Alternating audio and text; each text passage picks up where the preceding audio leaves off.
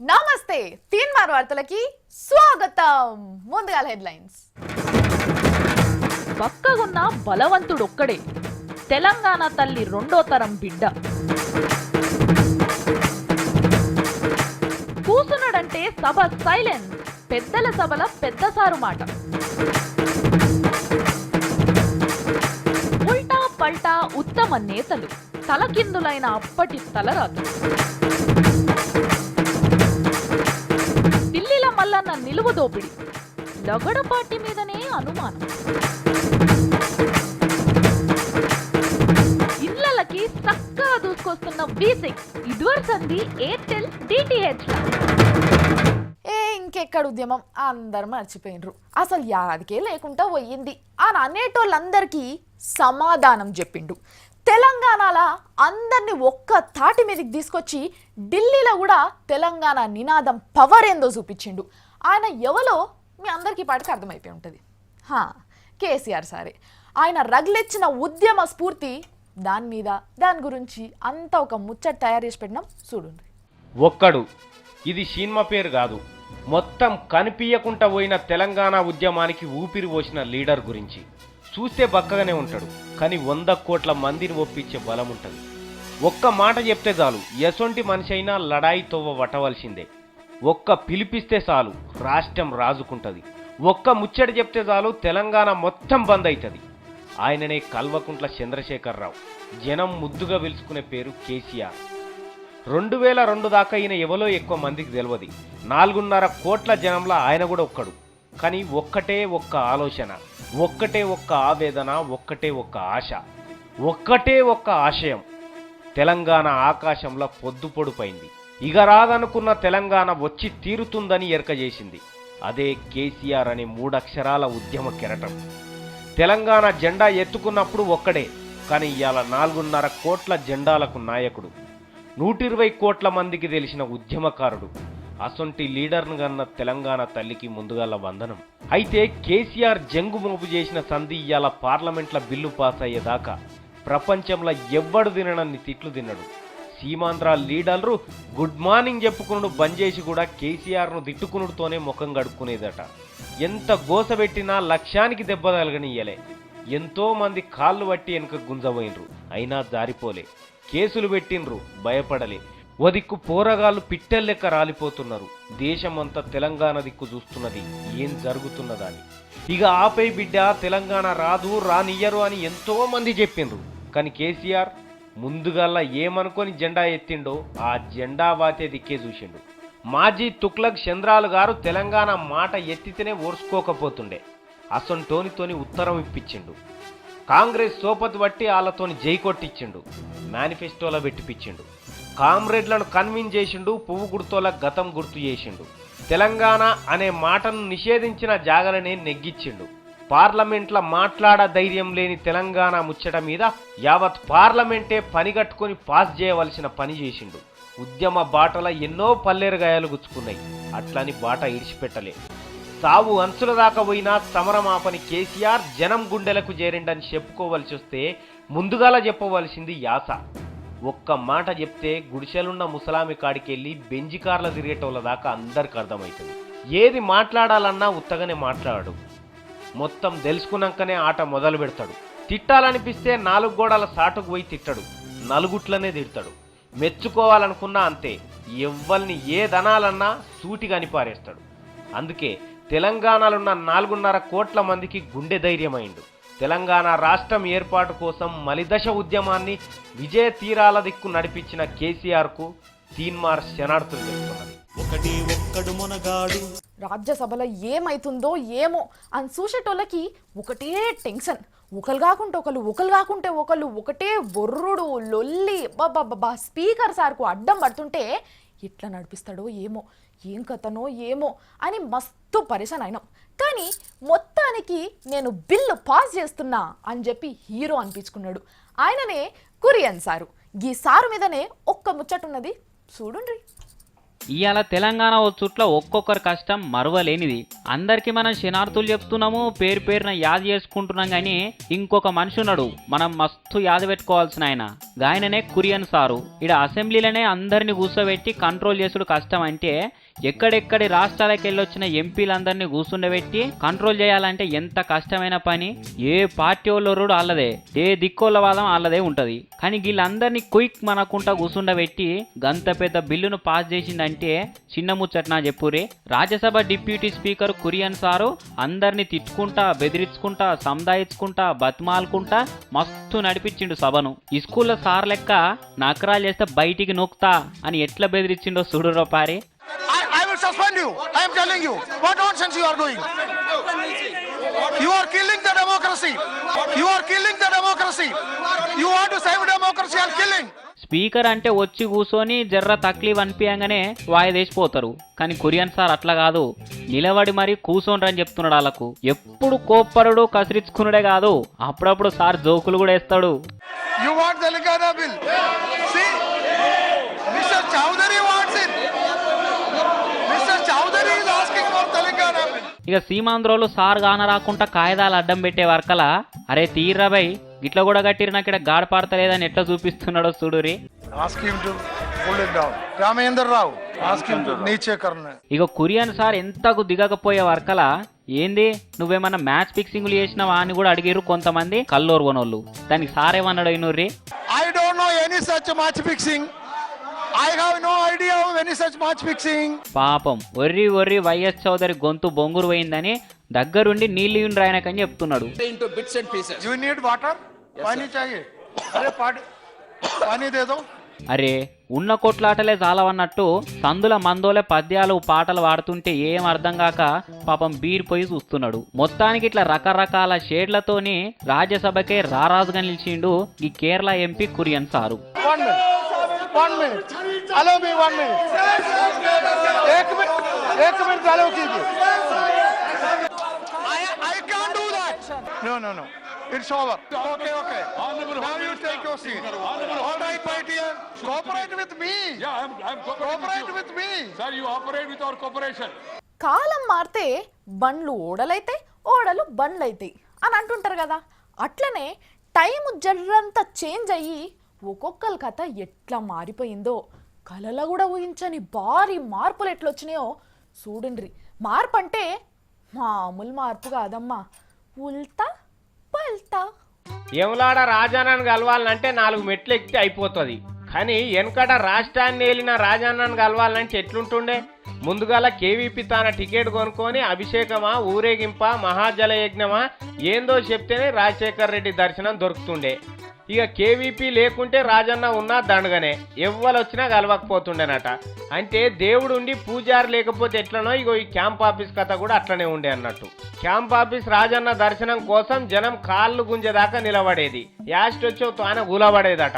ఇసొంటి కథ కేవీపీ రామచంద్రరావు నడిపిండు. కానీ మొన్న పార్లమెంట్లో చూసిండ్రా, హుస్సేన్ సాగర్లో నిలబడ్డ బుద్ధుని బొమ్మనన్న వాసనకు ముక్కు ఇటాడు దింపుకుంటుందో ఏమో కానీ వి వాంట్ యునైటెడ్ ఆంధ్రప్రదేశ్ అని ప్లకార్డు పట్టుకొని 5 రోజులు ఆగకుండా నిలబడ్డాడు. వెనకట వైఎస్ఆర్ దర్శనం కోసం ఈయన మందిని ఇట్లా నిలబెట్టేది, కానీ ఇప్పుడు ఈయననే నిలబడే పరిస్థితి వచ్చింది. ఆఖరికి చక్కెర వచ్చి కింద కూలబడితే కూడా పట్టించుకున్నోడే లేడు పార్లమెంట్లో. కురియన్ సార్ దవాఖానకు తీసుకుపోమంటే కూడా ఎవ్వరు ముంగడికి రాలే. జనాన్ని చక్కెరలు కొట్టించిన మనిషే చక్కెర వచ్చి పడ్డాడు. ఇదొకటి. ఇక ఇంకో అంతర్జాతీయ అగ్రనేత చంద్రబాబు, ఈయన కూడా అంతే. ఈయన కచ్చీరు కావాలనితనం, అదే ముఖ్యమంత్రి పోస్టులు ఉన్నప్పుడు ఏం మాట్లాడినా ఇంటర్నేషనల్ మీడియా కూడా చెవులు నిక్కబెట్టింటుండే. బిల్ క్లింటన్ కాడికి వెళ్ళి బిల్ గేట్స్ దాకా అందరు మనసులు గెలిచిండు. రాష్ట్రంలో కూడా అధికారికంగా ఒకసారి గెలిచిండు, అనధికారికంగా ముందుగాల గెలిచిండు. మొత్తం గెలుపుల ఉట్టి గెలుపులనే పెరిగిండు. అసొంటి మనిషి తెలంగాణ బిల్లు ముచ్చట్ల ఓడిపోయినా అని చెప్పిండమ్మ. సీమాంధ్ర జనానికి ఇచ్చిన సమన్యాయం మాట సాధించలేకపోయినా అంటున్నాడు. చూడుండ్రి ఇలా గట్టి ఏడిపోయి ఏడికొచ్చిందో. ముందు మురిసినమ్మ పండుగేరు కదా అన్నట్టు వీళ్ళు ఆగినరా ముందుగాల. వీళ్ళని మించిన మునగాలే లేరని ఫీల్ అయినరు. ఏమైంది? దేకటోడే లేకుండా అయినరు. కేల్ కథం దుకాణం బంద్ అయింది. ఫలానా ఆయన మేధావి అని వాళ్ళన చెప్తే నిజమే ఉండొచ్చు అని అనుకుంటాం కదా. కానీ నేనే మేధావిని అని చెప్పుకునే మనుషులు ఎవరైనా ఉంటారా? అనంటే ఉన్నాడు.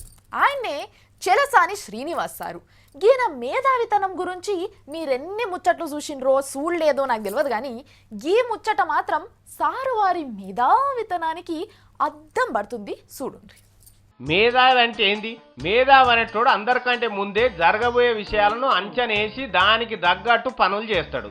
కానీ మన మిస్టర్ మేధావి చెలసాని శ్రీనివాస్ సారు పెళ్ళంతా అయిపోయినాక ఇప్పుడు బాజాలు దుమ్ము దులుపుతున్నాడు. లోక్సభలో బిల్లు ఓకే కాగానే ఓ దిక్కు కిరణ్ కుమార్ రెడ్డి రాజీనామా చేసిండు, ఏపీఎన్జీఓలు సమ్మెలు బంద్ చేసిండ్రు, ఆఖరికి అశోక్ బాబు కూడా టెంట్లు బీకిండు, చంద్రబాబు సార్ కూడా సమన్యాయం బొంద పెట్టేసిండు. కానీ చెలసాని శ్రీనివాస్ సార్ మాత్రం ఇప్పుడు ఫ్రెష్గా ఉద్యమంలోకి దిగిండు. ఇక ఏంది? ఆంధ్ర మేధావుల సభ ఆధ్వర్యంలో అర్ధనగ్న ప్రదర్శన అని వెనకపోంటున్న పోరగాల అంగీలు ఇప్పించి నిలబెట్టిండు. మరి మేధావుల సంఘానికి ఈయన అధ్యక్షుడు కదా, ఈయనెందుకో ఇప్పకుండా నిండుగా అంగి మీద అంగి వేసుకొని మీద శాలువ కప్పుకొని నిలబడ్డాడు. అయినా చెలసాని గారి అఖండ మేధావి సంఘంలో ఒక్కడే ఉంటాడని ఎరికే కానీ గీళ్ళంతా ఆడికేని వచ్చిండ్రో ఏం పాడో. ఇది మొన్న జరిగిన ముచ్చట. ఇక ఇవాళ లేటెస్ట్ ముచ్చట చూడండి. ఇదే చెలసాని గారిది. పేపర్ వాళ్ళని టీవీలో పిలిచి ఏమో సూక్తులు చెప్తున్నాడు. ఇందాం. ఏం సారు ఏం చేస్తున్నావు ఢిల్లీలో? ఇంకా ఈ 13 సంవత్సరాలు దాదాపు 40 సార్లు ఢిల్లీకి రావడం జరిగింది. ఇన్నిసార్లు ఢిల్లీకి పోయి ఏం చేసినావు సారు? ఏమన్నా మామలా పొడిచినావా? మమతా బెనర్జీ గారిని, దేవగౌడ గారిని, భారతీయ జనతా పార్టీ పెద్ద నేతలైన రాజ్నాథ్ సింగ్ గారు కానీ, వెంకయ్యనాయుడు గారు కానీ, సిపిఐ పార్టీని అందరి నేతల్ని కలుసుకున్నాం ఢిల్లీలో. నీకు వాళ్ళు తెలుసుగా, నాలకు నువ్వు తెలుసా ఇంతకు? నేను చెలసాని, నేను పెద్ద మేధావిని పరిచయం చేసుకుంటావేమో అందరికి. ఏమాయ నిన్న సల్మాన్ ఖాన్ లెక్క అందరు అంగీలు ఇప్పించి ఏదో ఉద్యమం తయారు చేసేవి కదా, అయిపోయింది అప్పుడే? నాయకత్వ లోపం వల్ల ఉద్యమానికి విఘాతం కలిగింది. అవును, మరి నీ అసొంటోళ్ళు నాయకత్వం వహిస్తే విఘాతం కాకుండా విజయం కలుగుతుందా? మరి అడుగడుగునా మాకు అన్యాయం జరిగింది. నీకు అట్లనే కావాలి గాని ఇప్పుడు 40వ ఢిల్లీకి పోయి ఏం నేర్చుకున్నట్టు నువ్వు? ఏ ఒక్క నాయకుడి దగ్గర తలకాయ వంచకుండా అందరిని నిలదీసే ధైర్యంతో కొనసాగింది. ఎవరితో కూడా ఎవరినైనా నిలదీసే ధైర్యం మాకు ఇచ్చింది. మంచిది. అదే ధైర్యంతో ఆంధ్రప్రదేశ్ కు అందరు ఢిల్లీ ఖాళీ చేసిపోతుంటే ఇంకా ధైర్యాలు దొండకాయాలని ముచ్చట్లు చెప్తున్నావు. ముచ్చట్లు ఢిల్లీలో తెలంగాణ ఆట ఓడిచిపోయింది. ఇక మా మల్లన్న కూడా పని అయిపోయింది కదా. బిల్లు పార్లమెంట్లోకి వెళ్ళిపోయినట్టు మా మల్లన్న కూడా ఢిల్లీలోకి వెళ్ళిండా లేదా, ఏం కథ, ఏం చేస్తుండు అరుచుకుందాం. దా రాజమని నీకోసమే చూస్తున్నా నేను, ఎప్పుడు పలకరిస్తావా? అయ్యో సురువే గరం అవుతున్నామైంది మల్లన్న. మరి ఏం చేయాలి గరం కాకపోతే? చెప్తే కదా ఏమైందో తెలిసేది. నా ధోతి రుమాల్ రెండు కనిపిస్తలేవు. అయ్యో ఏమైనాయి? ఏమైనాయో ఏమో. హైదరాబాద్ రైలు ఎక్కేటప్పుడు మంచి కొత్త బట్టలు కట్టుకొని ఎక్కుదామని గోడ మీద ఎండేసిన ఉతికి, ఇక మళ్ళా కనిపిస్తలేవు. అయ్యో ఏడిపోతే మల్లన్న ఆ గోషి గొంగడి ఎవరు దొరుకుంటారు నువ్వు తప్పగా ఢిల్లీలా? నేను గట్లనే అనుకోని ఎండేసిన. అయినా ఒకసారి బాగా చూడకపోయినావు, గాలికేనా పడ్డేమో.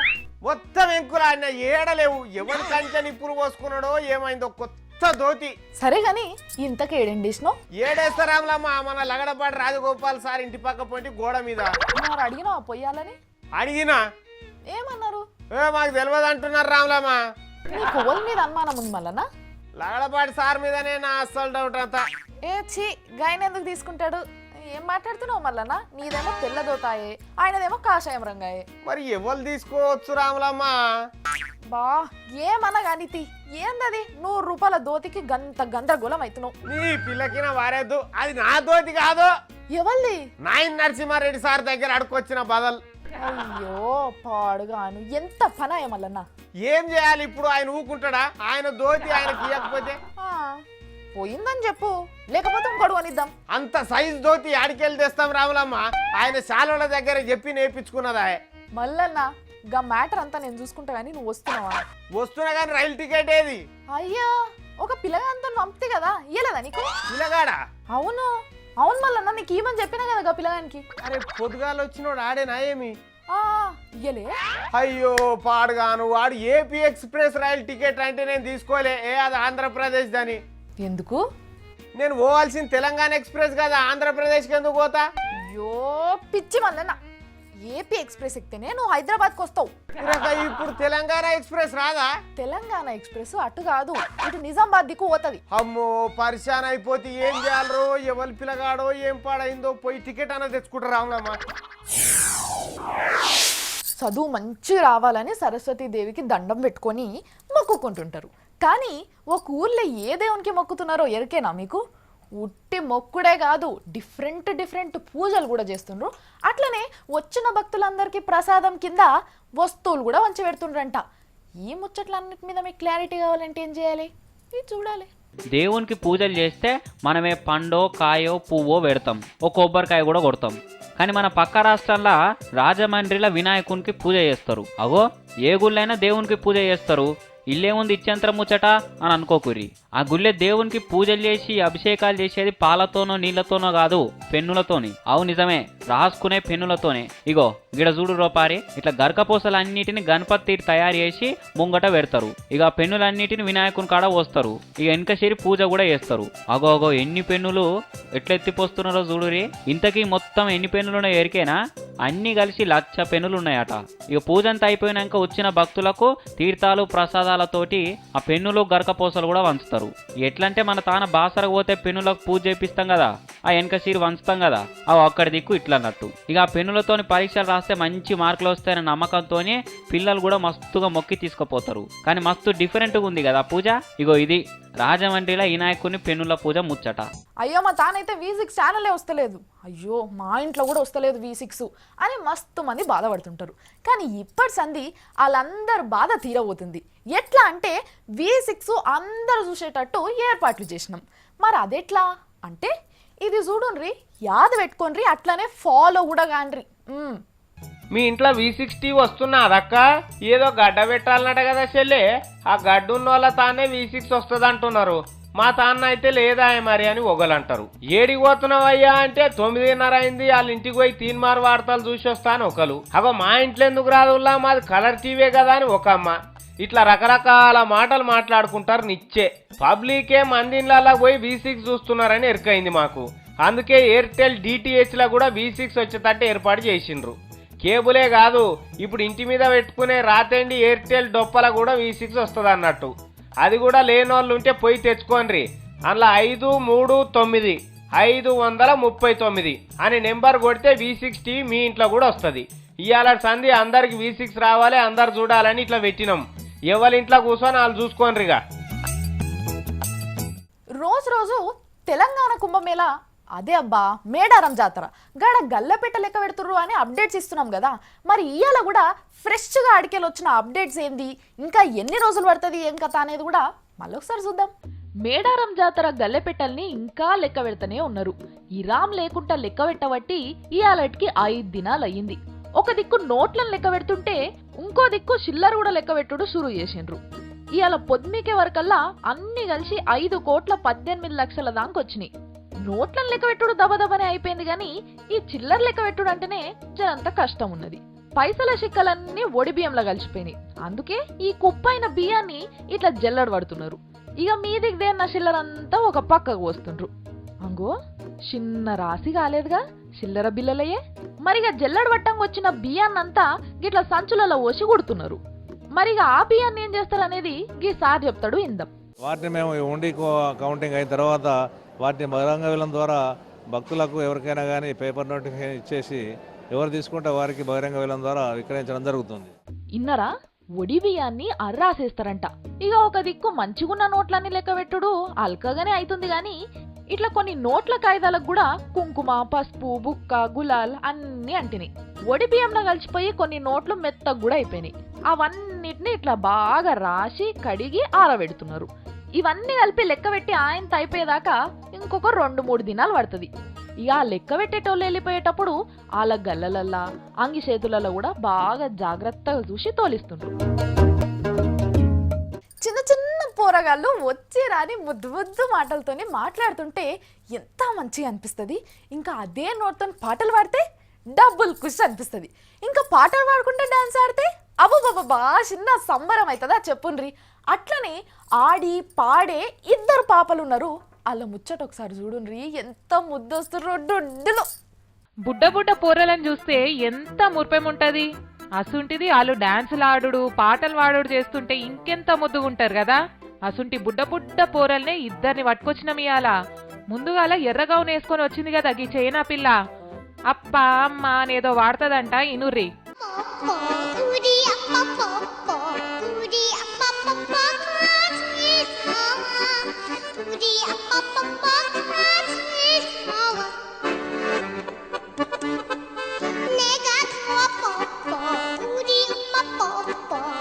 బుచ్చి బుచ్చి మాటలతోని ఎంత మంచిగా టింగు టింగు మన అటు ఇటు ఎగురుకుంటా వాడింది పోరి. అట్లనే ఇంకో పిల్ల మన దేశం పిల్లనే గాని బయటి దేశంలో ఆడింది ఈ డాన్సు. పట్టుమని ఏడాది కూడా లేదు పిల్ల. గా వయసులో మన పోరలైతే చక్కగా నిలవడని కూడా నిలబడరు. కానీ గీ పోరు ఏం చేసిందో చూడురి, మంచిగా పట్టు చీర కట్టుకొని భరతనాట్యం ఆడుతున్నది.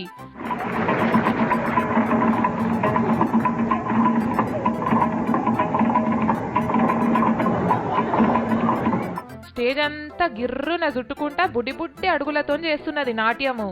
గీ పోరి ఏడాదికే గిట్లాడుతుంటే పెద్దగా అయినాక ఇంకెంత మంచిగా ఆడుతుందో కదా. చూస్తున్నారు కదా పోరగాళ్ళంతా. ఈ పోరల లెక్కనే హుషారుగా ఉండాలి మీరు కూడా. ఎవరన్నా తిర్రి పనులు చేస్తుంటే ఏం చేస్తున్నావురా కోతి చేష్టలన్నీ అని తిడుతుంటాం. కానీ కోతులు కూడా అప్పుడప్పుడు మనుషులకి ఏమాత్రం తీసిపోకుండా మంచి మంచి పనులు చేస్తుంటాయి. అసంటి కోతుల మ్యాటరే ఇది.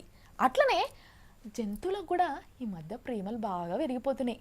ఆ మాటకు కూడా ఈ మ్యాటర్ కరెక్ట్ సరిపోతుంది. చూడండి, కోతులు ఉన్న తానుండయి నిమ్మలంగా ఉండనీయకుండా అంత ఆగమాగం చేస్తాయి అని అనుకుంటాం కదా. కానీ మీకు ఓ కోతిని చూపిస్తాము. కోతులల్లా గిసుంటి మంచి కోతులు కూడా ఉంటాయా అని మీరే పరిశాన్ అవుతారు. చిన్న పాపున్న చూసిరా, పుట్టి 1 నెల రోజులైందంట గంతే. ఆ పాపని ఒళ్ళో కూసబెట్టుకున్న ఆమె తల్లి. అగో మరి కోతి గట్ల పాప తాన్నే ఉన్నది, అదేమన్నా చెయ్యగల ఆయనతా అని అప్పుడే పరిశాన్ కాకుర్రి. అది ఆ పిల్లగానికి కావలి కాస్తున్నది. నమ్ముతలేరా? 15 దినాల సంది ఆ కోతి ఆ పాపని ఇడిచిపెడతలేదట. పాపెంబడే ఉంటుంది.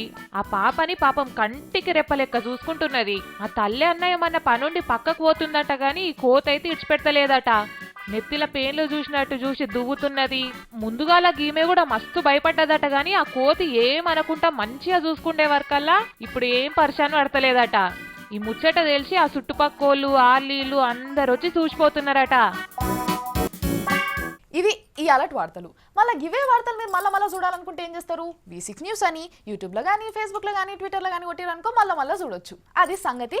మీరు మళ్ళీ చూస్తూనే ఉండుర్రి. నేను వచ్చేంత వరకు V6.